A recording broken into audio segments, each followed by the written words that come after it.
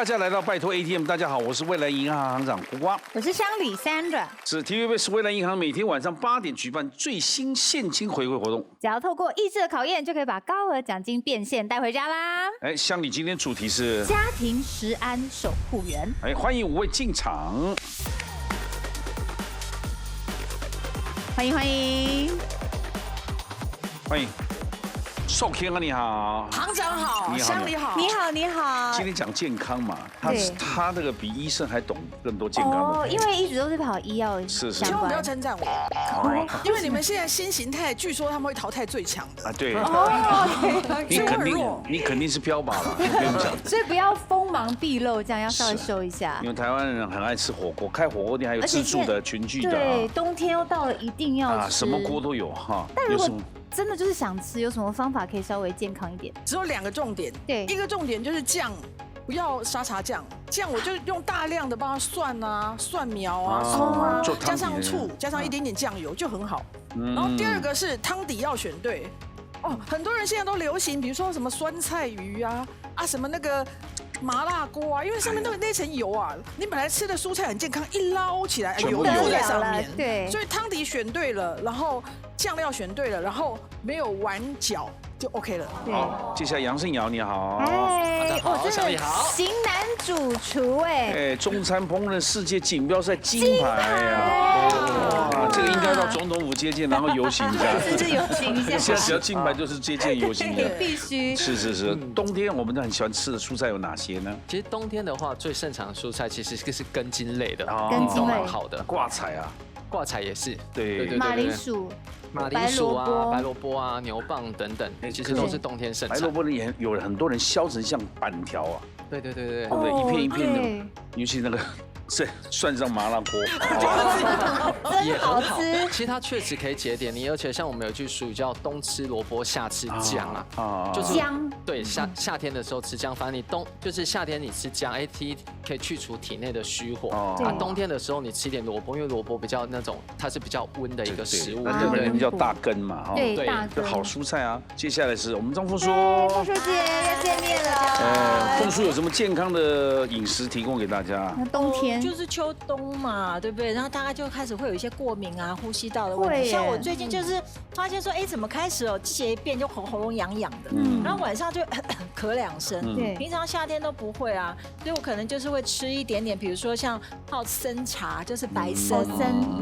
就花旗参，然后或者是像那个小的那个水梨，挖掉那个芯之后，放一点冰糖电锅炖，哇，超甜的。不是，你看你糖放多少，就放一点点去炖。那其实我觉得很润肺，就是白色就是润肺嘛。所以刚刚讲到萝卜，其实我觉得老天爷就是养人。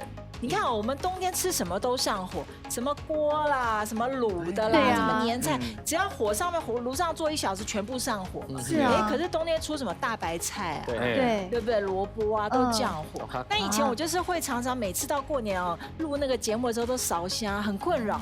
每年到这个季节就烧香，就有个中医就教我，他说你就在同一顿吃的东西，他说包括红酒也上火啊，包括鸡汤都是，因为鸡汤那个1整只鸡都1个小时。太补，对，他说你在同顿的时候吃一点萝卜白菜就会平衡。我果然照这个吃法之后呢，就再也没有就是声音就不会没有在那种整个1个礼拜都没声音。应该是这个地球上，因为人那个季节性的蔬菜。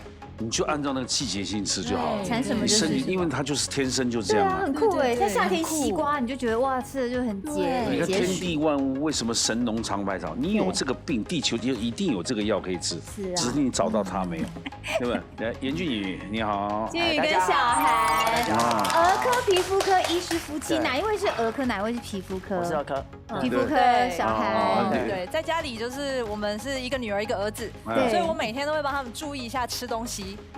因为现在小朋友要从小就要养成他饮食的好习惯，所以我就特别看一下，对，每天有没有吃到蔬菜水果，然后蛋白质的那个补充的量够不够？对，妈妈因为有时候中午可能外食啊，然后就今天好像中午没有吃到水果啊，晚上就会给他吃一点芭乐啊、奇异果这些维他命 C 的东西。所以你负责是比较小朋友健康的这个部分。那爸爸笑的有一点点，就鸡块薯条啊，对，就是自己下班受不了了再吃，然后小朋友就会跟着偷吃喂这口。薯条怎么听起来少一杯真奶？该不会真奶也有吧？我是真奶达人，几乎每一家都要喝一下。你看，我真的喝鲜奶茶。他都说他喝波霸红茶拿铁，无糖就没事了。没有波霸就用糖煮的啊。对了，你要跟我们好好学。我们今天下午吃的点心就是真奶啊、炸鸡、披萨的。披萨多快乐啊！舒压的点心。接下来介绍我们的王牌营养师刘以礼。营养师你好。进行第一回合协力夺金。接下来协力夺金，请向你来讲。好，这回合呢靠的是团队合作，把奖金堆高，总共有10题，轮流当主答者，每一题呢只有90秒讨论时间，但要注意哦，赶快取得共识，不然奖金呢会随着时间一秒一秒流逝。是，但是记得要理性的讨论，不是吵架的讨论，好不好？来，这倒是。第一题受 King 主导，请出题。近期食安问题连环爆，请问根据食药署统计，最常发生食物中毒事件的地点是下列何者 ？A. 自宅 B. 餐厅 C. 学校。请作答。A、B、C 都有。来，请开始讨论。我问一下，那个严医师为什么会答 C 好了？因为我觉得可能自己煮菜，那就对有些食材不是很了解，有时候可能是容易放在冰箱过期啊，或者是说对。这样会诱发有点生长细菌啊，我觉得。好，那你呢？为什么会觉得是 C？ 学校的部分我们一定是供团膳，团膳一定要提前先煮起来。那在煮好到你送餐的这段时间，其实就是细菌比较容易增长的时候。了解。来，因为我的考虑是 B， 我的答案是 B。来按啊。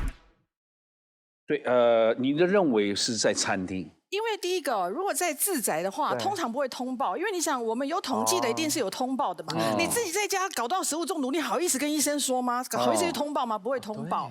那学校的数量远低于餐厅，所以通报比例一定会低于餐厅。所以因为这样来判断，应该是餐厅。你超聪明的哦，他非常聪明。不，看起来很认真。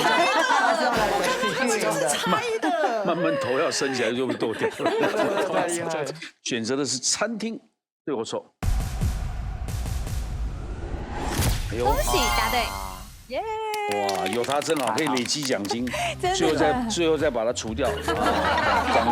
统计了1981到2023哦，这40多年啊，总共有1万多个中毒的案例啦。对，最多的场馆呢就是餐厅，有5600多案，占一半。对，然后第2名才是学校，大概2000案，那第3名是自宅，也是有通报啦，1700多案。自宅为什么中毒？不是你去买菜这些东西。像之前最严重的那个。记不记得有一个国外的男生在自己家里吃放了好几天的意大利面，然后他把它拿去微波，他自以为已经有微波就没事，后来吃了之后是死掉了。对，他后来就是我们讲的那个仙人掌杆菌的毒素。对，我说意大利面不能放很多天再微波，你不能放很多天，而且你不要以为说我放了很多天之后我把它煮沸就好，因为毒素不会因为热而破坏。我没有，大家都猜的。假设一切都是假设，一切都是假设。没关系，树 King， 你来这边不是为奖金，我们是要你的智慧。来，接下来盛瑶喽，请出题。组成家庭从婚礼开始，请问在婚礼上把戒指戴在无名指上的传统源于什么原因 ？A.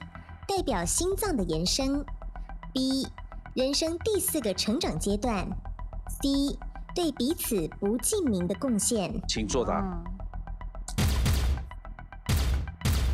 好，来，请开始讨论。盛瑶，我想先问一下凤淑姐为什么选 C？ 我也不知道无名指跟心脏有什么关系啊？所以是排除的。所以你选行，那因为4个都选 A 啦，对，所以你答案？那我的答案是 A。对，简单明了，说服那个意见不同就好了。对，但为什么你会选 A 啊？因为我还没结婚啦，但是我觉得就是因为它是一个仪式嘛，那我觉得就是另外一半他可以问这对夫妇啊，结婚的，搞不好他们都不知道为什么。没在戴，没有。可是我好像有听说那经脉什么之类是跟心脏连在一起。对，你们不戴原因是因为看诊比较不方便。对啊，洗手啊，然后到时候是撸掉就。那你当初为什么要婚戒呢？对啊，仪式感把钱省起来的，因为是另外一半啦，所以从心开始这样延伸，我觉得也蛮合理的。要不要也讲一下苏怡姐？没有，我知道是 A， 没错。OK， 不讲一下理由，你会不会来上完节目憋坏了？对，代表心脏的延伸哦。好，来 A 对或错？恭喜答对啦！对啊，这无名指跟心脏有什么关系？就西方古典哦，那些书里面他们都会说这个就是你的延伸，所以左手的无名指叫做爱情之脉，直接通心脏，所以戴在左手无名指上，就等于说你们之间的爱啊是永恒的。我也没戴，你有戴吗？麻烦吗？是，真的。你手太粗，常常又胖起来，又戴不下去。我觉得戴戒指很不方便啊，有时候一生气敲桌子啊，自己痛到自己，对不对？对啊。好，现在是14455，凤叔主导，来请出题。食用蔬菜需要将农药洗掉，请问在洗蔬菜时，使用下列哪种方法能够最有效洗除农药 ？A. 泡小苏打水 B. 洗米水搓洗 C. 放入流动的清水中。请作答。好，全 C 哦。那你要想吗？先按。你的答案是？我的答案是 C。好，要不要问其他人的意见？来，小韩，你很少讲，来你说。因为其他的苏打水啊，或者洗米水，这些好像都不是真的会有什么化学反应，所以你就倒不如清的这个流水，就慢慢把它这样流动的冲掉就可以。对，凤叔。因为那个就是流动的清水，因为大部分农药是水溶性的，所以其实用水这样冲的话，其实是相对是比较安全的。苏打水的话要泡够久。因为够久的时候，它才有办法让它，如果你是因为一些酸碱作用要除去了，才能中和。所以你如果时间不够久是没有加分作用的。所以流动清水之外，第一个是流，第二个是如果有缝隙的你要搓，再加上如果有果蒂凹缝的，你不要切掉。啊，聪明，棒！你根本媒体看他选什么就答什么就好了，这样快一点嘛。来，选择 C， 放流动清水中，对或错？恭喜答对。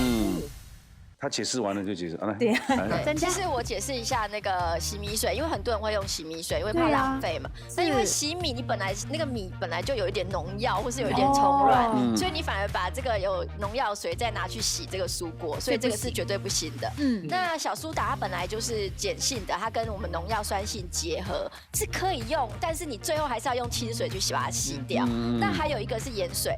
大家常常也会用盐水去洗一下那个水果啦、蔬菜这些，会觉得好像有消毒的作用。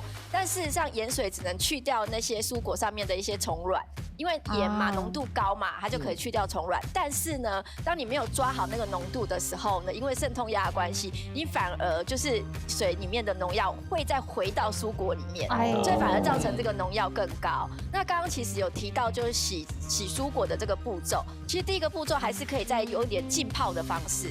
那浸泡不要太久哦，像有时候你买菜市场买回来，你大概浸泡3到5分钟，因为研究发现，如果你浸泡超过30分钟，那反而这个水里面的农药又会再回去。对，所以浸泡大概3到5分钟，然后再来就是所谓的这个流动的水，那流动的水要用细水就可以，大概是15分钟。这么久？对，要这么久啊！那也不用大水，就是用像一根竹筷那种细水。然后最后就是在这个里面，你可以稍微清洗一下，刷一刷，然后拿出来之后，你可以把那个地头把它切掉。这个是整套最完整的这个去除农药的方式。了解了。所以你到现在没有一题答错，24455，积很快哎。最后答完会不会8万多？我吓死！来，接下来俊怡啊，他请出题。除了2手烟，竟然还有3手烟。请问，根据卫福部，3手烟的定义是下列何者 ？A. 孕妇闻的2手烟 B. 烟后残留的有害物质 C. 吸烟留下的浓厚气味。请作答。好，有 B 有 C。开始讨论进。好，那我问素清姐为什么选 C？因为我印象中，当时3手烟是，比如说你们在 KTV 抽完烟之后，那当第2个人闻到叫2手烟，然后他会留在那个地毯啊或者装饰里面，第2组人的时候会闻到叫3嘛。因为我记得是在身上的，在衣物上的，所以我答案还是选 B。第一次反对素清的答案。但是素清姐也有说，就是留下来的一些东西依附在，所以他讲的是。残留下有害的物质，对我说。恭喜答对。我们太优秀了，对，我们太优秀了。三手烟呢，就是啊，你抽烟的人哦，其实啊，你自己这样抽完你走开，可是你很多致癌的物质会粘在像家具啦、墙壁、地毯上，甚至他自己的皮肤上，还有他的毛发上。那为什么说最近研究三手烟其实对儿童的认知能力也不好，然后你婴幼儿也很容易发哮喘，所以造成说那个 baby 的体质整个很不 OK。爸爸又抽完烟又回来抱小孩。对，因为现在以前以为说哦，你去阳台抽就算了，没有，你这抽烟你带回来，整个家里都还是三手烟，是要很小心哦。接下来是小韩来主导，请出题。扭蛋来自美国，请问扭蛋在60年代出现时，相较于目前的玩具，主要装在下列哪项物品 ？A. 幸运签 B. 口香糖 C. 保险套。请作答。A、B、C 都有哎。来，请开始讨论。来，小韩。那我想要请问一下，旺叔吗？旺叔姐，因为我记得以他答前案是一样的，对，不用问他。我跟你不一样。对，那你为什么？会不会他那时候要宣传什么那个 HIV 防治啊？所以里面有一个机器放了保险套。我在想，会不会美国假如有一段时间比较混乱的话？哦，那最厉害的素清姐呢？因为我觉得一定不是幸运签，幸运签明明是在中餐厅那个饼干里面。那至于 HIV 好像没那么早，所以我觉得应该是 B。要不要改？你自己决定。自己决定，主答者决定了6000了，5000了。好，我觉得答案是 B 好了。按。保险套也不是不可能哦。但是这小孩子不能转下来。因为保险套它其实有分，国外也分 size 的。你这边转，你怎么知道你转到是你的 size 啊？对，大家就吹气球就好了。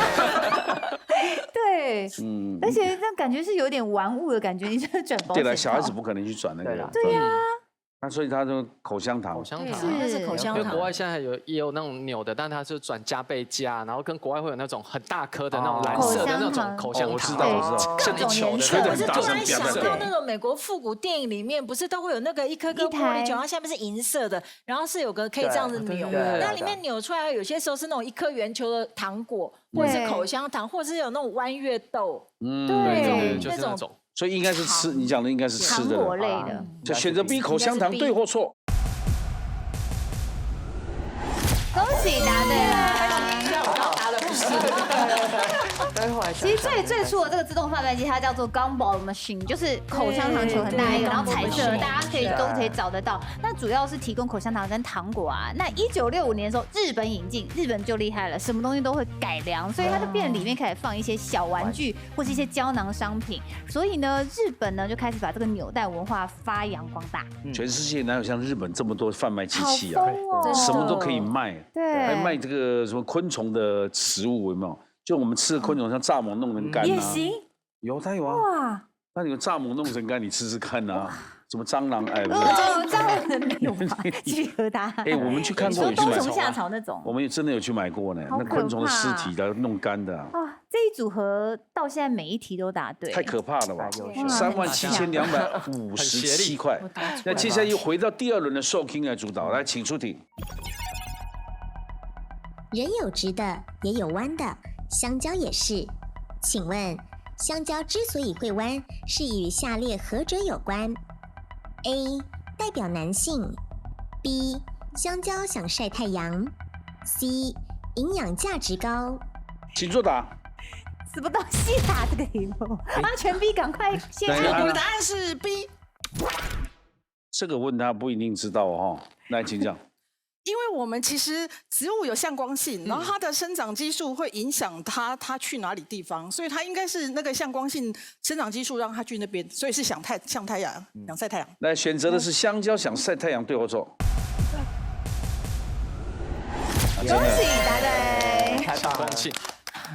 这题好，因为香蕉它本来就是一串的，对，所以它们大家会互相竞争往上生长。所以它当然是越弯晒到的太阳越多，所以它尽量就是弯的。但是有些香蕉没这么弯，就是不是直的，就是没这么弯。那分析的结果就是没这么弯跟弯的香蕉，它的营养价值还有它的甜度其实差不多。对。但是呢，熟跟不熟倒是就有差了。比如说，像有的摘下来香蕉比较绿色，有的比较黄嘛，那甚至于黄它还会瞪点，就是有黑点。对，那我们发现就是说，反而比较黄一点的香蕉，因为它的糖分转成单糖，它的热量反而比较低哦。然后再来就是它里面的这个抗氧化多酚的成分反而是比较高的。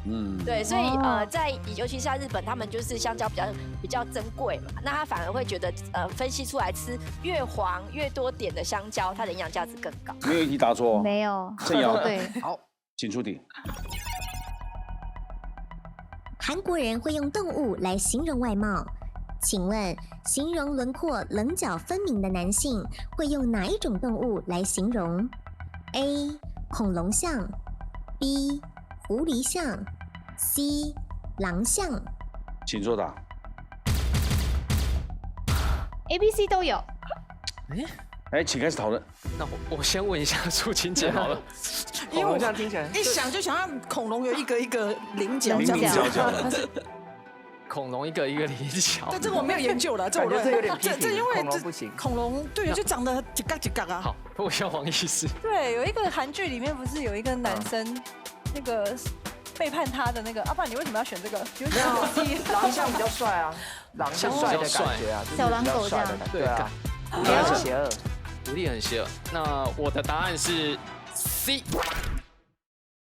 不是有首歌吗？空龙空龙空龙，空龙空龙空龙。但是我们以前是不是说谁长得很不 OK，就是说恐龙妹啊、恐龙弟什么？但是那是台湾啊，对，所以我不知道韩国应该用狼来形容，因为那个感觉就是确实比较粗犷，外表比较分明。狐狸像狐狸更俊俏啊，可狐狸很贼。对啊，安什么好心的？这三个好像我被称赞都不会很高兴。对，狼是真的蛮帅气的，狼啊，狼狗很漂亮啊，所以选择的是狼像，对或错？可惜答错了，真是竖拼答对了。答案就是 A 恐龙像哦，真的，不会选的，我不会，我是猜的，我一切都是假设，一切都是假的。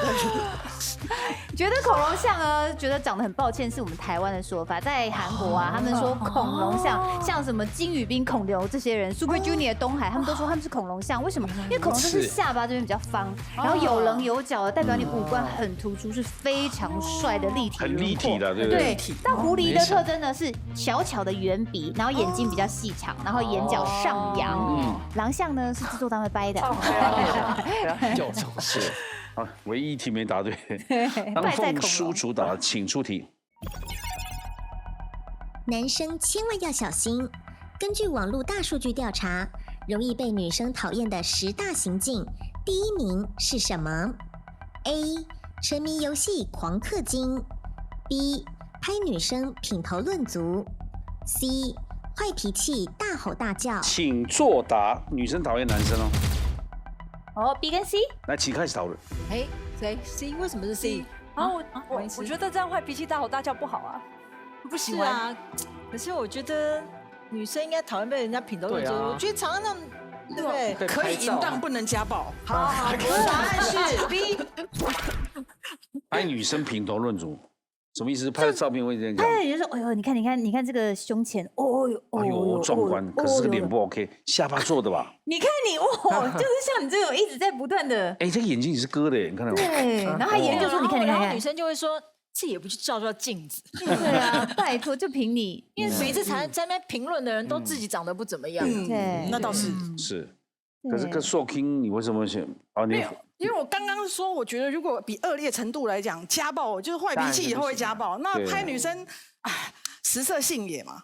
选择比拍女生品头论足，对或错？可惜答错了。你刚刚硕 king 2题都自己被否决掉。正确答案是 C 哦，坏脾气大吼大叫。无论如何呢，就是脾气不好是不行的。是，其他东西就是一些日常生活中的小行为。所以呢，第1名哦，就是脾气最不好，女生最受不了。第2名是一天到晚说黄色笑话、开黄腔的男生。恭喜你，现在是个还是停留在4万多。恭喜制作单位啊！对，来接下来俊怡啦，请出题，加油。产品标示小知识，请问要表示在这个日期之前，食品无变质，一定安全可食用，要用哪种标示 ？A. 赏味期限 ，B. 保存期限 ，C. 有效日期。请作答。啊，觉得很像。好， A、不 B、同 C 答案哦，都有。俊怡来开始讨论。你们凤叔为什么选 B？ 哦，我想要是一个保存期限吧，赏味期限。其实赏味期限完了之后还可以食用啊。哦，就还安全。对，是最佳最好吃的那个最佳风味时期。那 C Max， 因为我觉得就是以食品那个食品法来说，它上面就印个比较严格，就是告诉你，就比如说7月1号这个食品就只能到那边，到后面你就要必须去把它，对，就不建议再食用的那种感觉。我选 B 改成 B。C 改成 C 啊，改成 B 保存期限。我相信凤叔姐。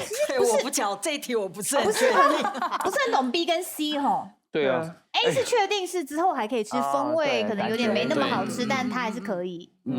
那选择的是 B， 对或错？可惜答错啦，答案是 C 啊，有效期限，很难的哦这题。这题蛮难的。那个有效期限指的是说，它上面会标示说这个食品到，比如说113年的12月30号。那在这个之前呢，代表它是安全，所以有效期限它代表的是安全性，代表这个食物你在吃的时候呢，它的外观、它的气味，甚至于它营养标示上面的东西都符合的，所以是代表安全性跟有效性，所以它是代表有效期限，这个是扣在安全上面。那大家比较就是混乱的是保存期限，那保存期限指的是品质，就是说今天它从制造日期开始计算，比如说半年内，这个是有效期限，那代表这个食材在这个有效期限之前，代表它的品质是 OK 的。通常有效期限会有半年啊，几个月都会放在所谓的罐头啦、面条啦，然后它会标示保存方式。比如说，在这个所谓的这个保存期限之前的时候，你要保存在阴凉处，或是你要保存在冷藏处这样子，那这个叫做食品的品质的保证这样。那赏味的期限就刚刚提到，就是因为很多的这个外来品，比如说像日本啊，或是其他国家，他们在这个国外可能它会标它的有效期限或保存，可是进来之后它会标赏味期限。那赏味期限过了之后还是可以吃啊，坦白讲还是可以吃，它食品不会变质或者是说坏掉。所以我们现在目前卫福部它有要求说，外来品尽量还是要标出所谓的有效期限，除了赏味期限之外，还是要标这样。现在的奖金是47257，还是停住了。前面赞美之后就没对过了。真的。最后一题了，小韩，来请出题。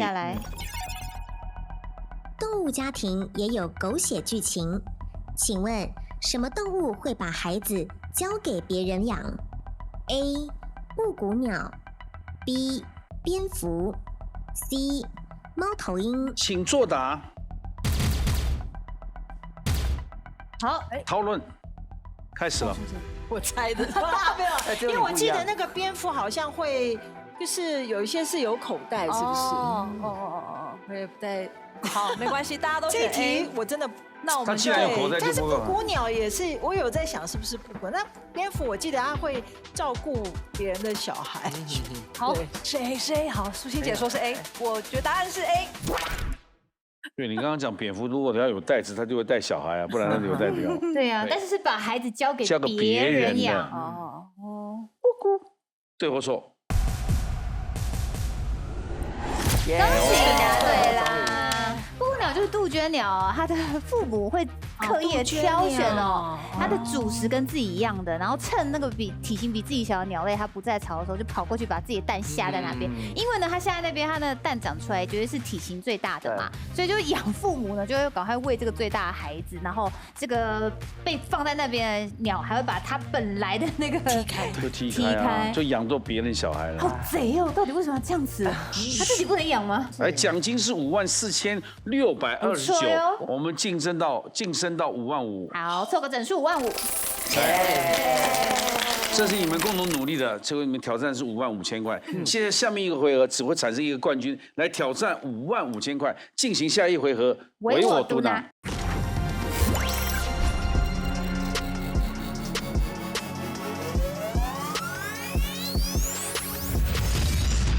这回合请乡里讲规则。这一回合呢，用听的听题目，抢答之后作答，答对1题的话半张卡，答对2题的话累积1张完整淘汰卡，就可以选择残忍的淘汰哪一位队友。那只有最后留下那一位可以前往第3回合的挑战。所以Suki你要自立自强哦。来，唯我独拿第1题，请出题。就食品卫生方面，绝对不能生吃的肉是牛肉还是猪肉？凤叔，猪肉，对或错？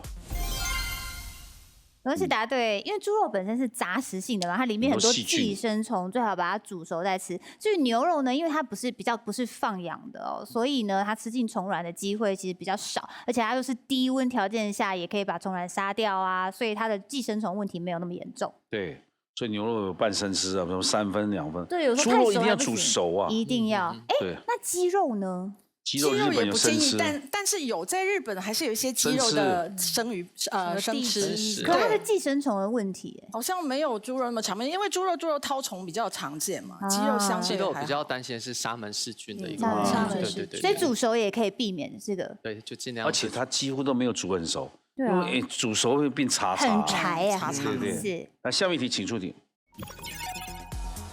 饮食习惯中容易导致肾结石的是高钠还是高钠？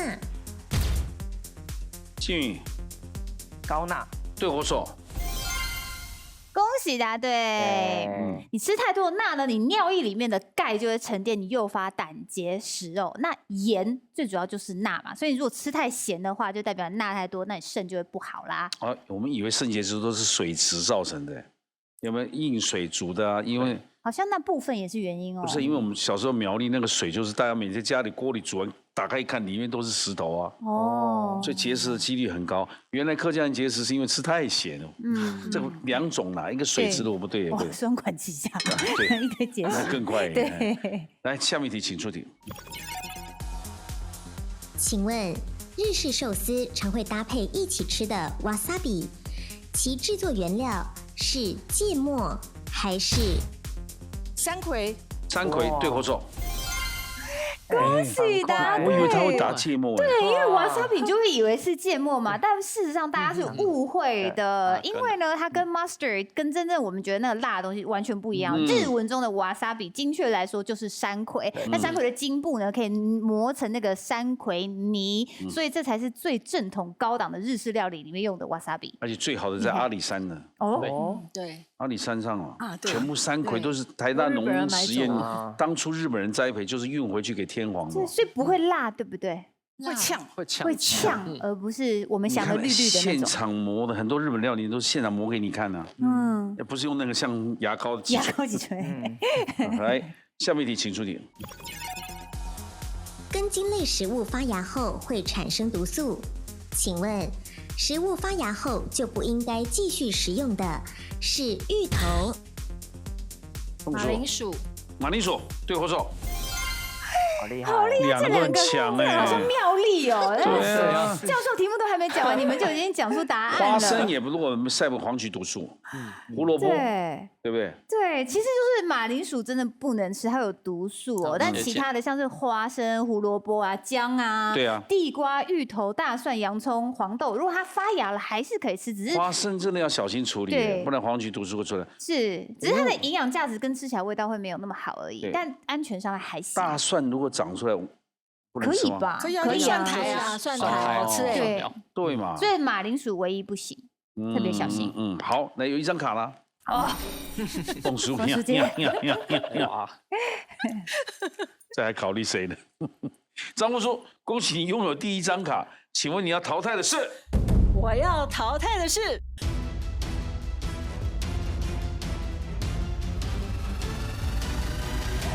拍谁啦，素清姐？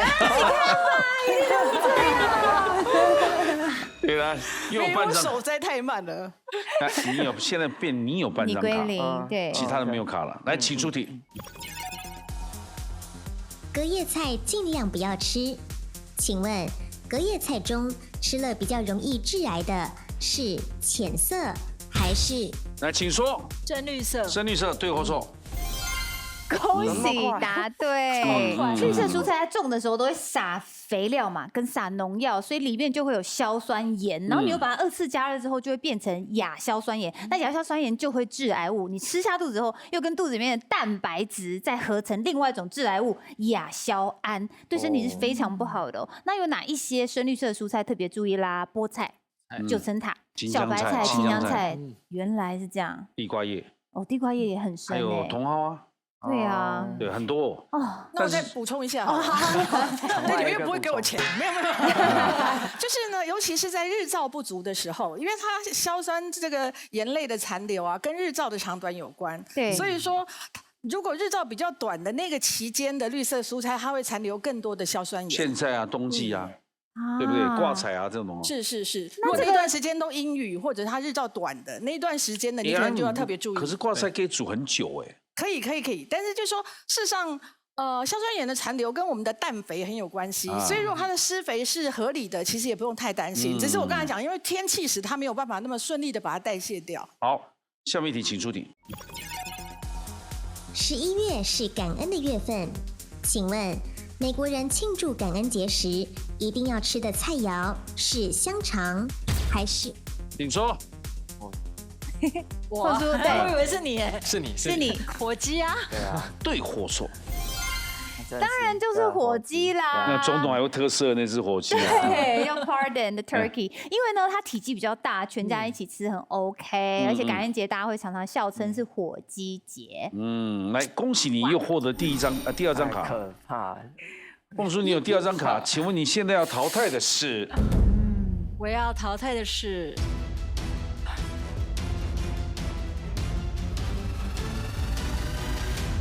Max， 我这么有危险性，为什么？因为跟食物有关。刚刚严医师是不是一串？我想说你应该是你吧，因为你有半张卡嘛。好，那请休息。夫妻还是要留一对。谢谢。不要把人家。可是你现在要注意哦，靖宇再答对一题你就再见。他一定淘汰你，不可能淘汰老婆吧？除非你一直强下去，最后变成2个夫妻默默无闻又在拿冠军了。来。请出题。市售洗发精中能够使秀发更柔顺的成分是细磷还是？来，请说。细磷。细磷，对或错？太强了，就是细磷。刚另外选项是界面活性剂，但事实上呢，秀发柔顺的是细磷哦，因为它不溶于水，又不溶于油，又有那个润泽力、润滑力。但是现在很多洗发都会特别跟你讲说，不要加细磷比较好，因为再怎么样它都是比较化学嘛。可是有的头发要洗粗一点才看起来多啊。对，太柔这种贴的扁扁的，不是吗？没错，所以现在有很多就是讲求自然的话，不加细磷的话，洗完头发会比较粗糙，可是看起来就比较满。对，你细啥？我细磷呐。来，下面题请出题。好，请问高丽菜在生长环境中会影响其品质的因素是温度还是水质？俊，温度，对或错？完了 ，yes， 你看我就要淘汰，完了，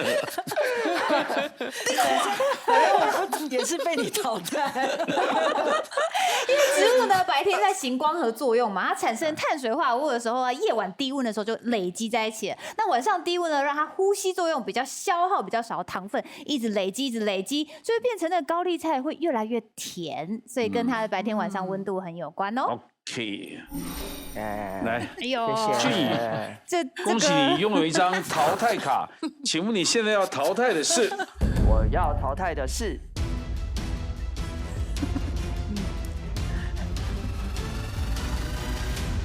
不好意思，风叔姐，一定是太老婆了，家庭和乐，家庭和乐很重要，家庭和乐。大家就接下来就他们两家剪刀石头布就好，不用那问题啦。因为呢，凤叔有半张卡，对，一定得。他淘汰老婆回去很难面对，是的。然后半张卡又把他淘汰，对，人财两失啊。对，人生的每一天。对，现在又虏获老婆的芳心，谁赢都是他们家的赢。对，来，请出题。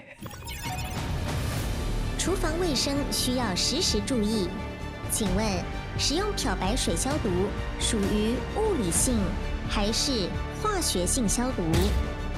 对，物理性。物理性，对我说。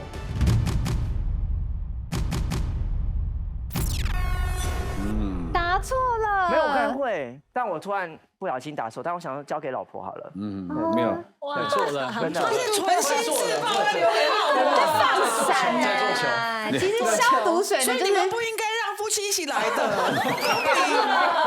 就好像夫妻不能在银行上班是一样。对，会互相让。消毒水呢，就是次氯酸钠，那透过氧化的反应哦，可以解离出这个次氯酸离子，氧化很多的物质啊，所以破坏细菌的细胞机能。那这个氧化当然就是化学性哦。好，你有记忆点哦，请出题。请问，根据卫福部，冷藏库如果想要保持食材的新鲜度，应该要维持在摄氏7度还是10度以下？你说。小韩7度。对我说。恭喜答对。那冰箱温度呢？冷藏就是要低于7度，冷冻就是低于-18度。对。好，接下来有一张卡，你有一个点哦，请出题。好。请问，在清洗海鲜食材时，以盐水还是清水清洗比较能够避免菌种残留？如果没答，来，请说。盐水。对我说。答错了。他2题都自爆啊！自爆的变丑恶淘汰自己，大家都以为是盐水，其实不是哦，用清水就好了。因为新鲜的鱼体表面98以上都会有一个叫做肠盐弧菌的，那肠盐弧菌喜欢盐水啊，它就可以活得更活跃啦。因为它是海里来的嘛。没错，所以呢，其实这个海鲜你用自来水冲洗干净就好了。就拿用盐水泡，越泡越咸。没有，因为我接下来成语我国语很差，所以就交给他就好。恭喜小韩！哇塞！成为获胜者，进入最终决战 Battle ATM。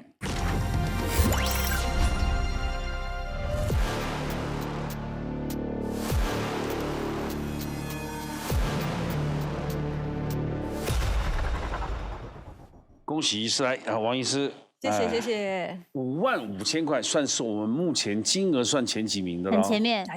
努力挑战，常写字吗？以前啊，现在都写英文。对，你跟你先生看起来应该是中文比较好。对，所以他就所以就自爆自己啊。对，来，请插卡。好，金库请打开，里面有55000块的现金是你要提领的，但是先必须经过2道密码的考验，请出示2道密码。分别是总笔画32画物价暴涨，或是总笔画39画喝塑胶瓶装水。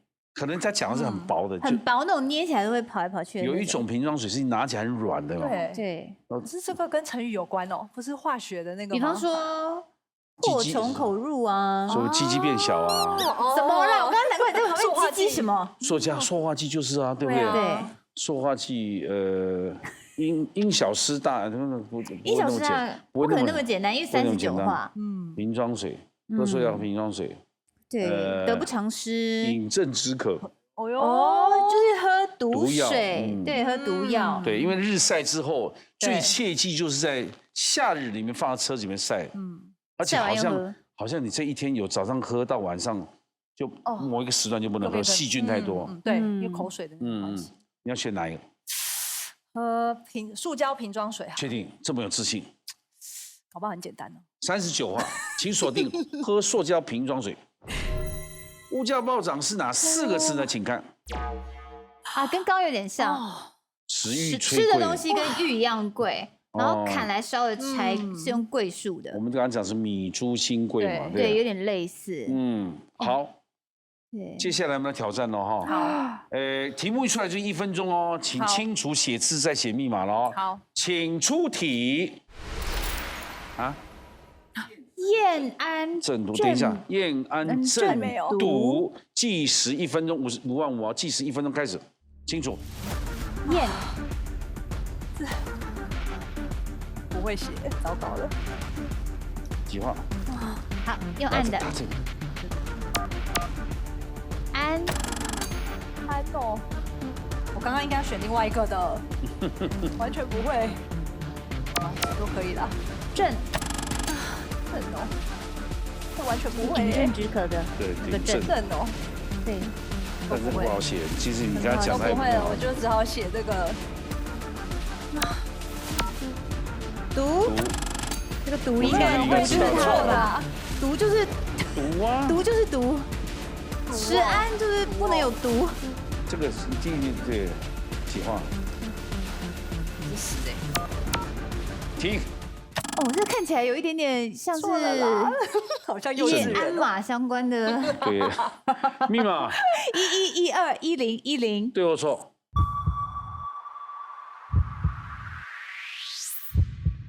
哦，离得蛮远的哦。几秒？刚刚几秒？知道了吗？来，计时开始。想起来了。好，先停下。停了。但是好像前面字也不是对。来，密码11121510。对或错？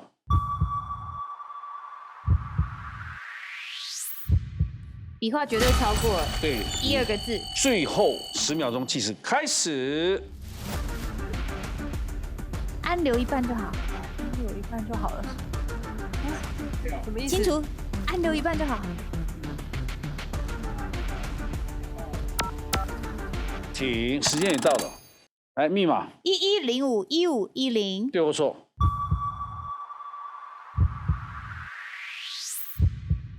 好，可惜。来，我们看郑俊杰啦。对的，所以就是这样子。读是对的，但没有笔画错，只有你写那个正是对的。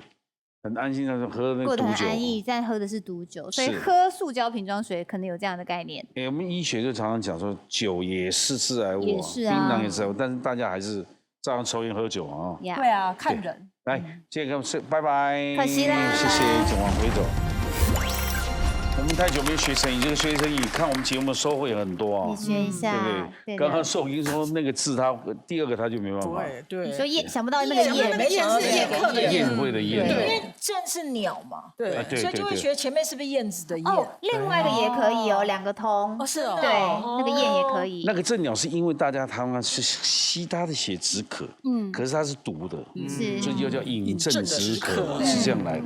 好，谢谢大家光临啊！谢谢大家。晚上8点锁定，拜托 ATM 把智慧变现，谢谢你们，谢谢。